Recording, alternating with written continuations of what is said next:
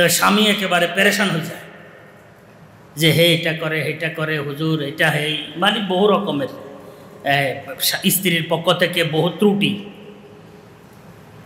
যে স্ত্রী এরকম স্ত্রী সেরকম, এরকম করে এইরকম করে, এইভাবে চলে। তাই বললাম যে স্ত্রী আপনার জন্য 100% নয়। আগে 16 আনা বলতো, আগে কি বলতো 16 আনা, এখন শতকের মধ্যে চলে এসেছে 100%।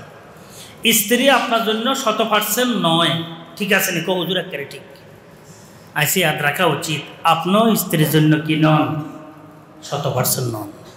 বুঝেন না কথাটা? স্ত্রী যেরকম আপনার জন্য 100% নয়, স্ত্রীর জন্য আপনি কি নন? 100% নন। এখানে কি করতে হবে?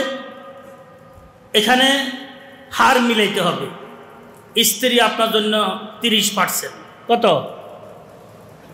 আপনি স্ত্রীর জন্য 70%, 30 আর 70 কত হয়েছে? 100। দুটোটা মিলে 100-100-র মধ্যে আসতে হবে। দুজনে মিলে কি করতে হবে? 100।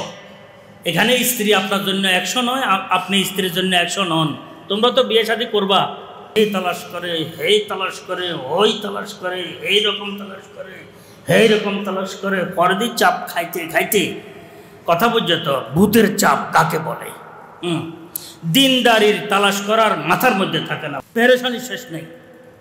কি হুজুরে আকরাম সাল্লাল্লাহু আলাইহি ওয়াসাল্লামের যে ওসিয়ত ছিল, নসিহত ছিল, ফাসফার বেজাতে দিন তারিবাত ইয়াদাক,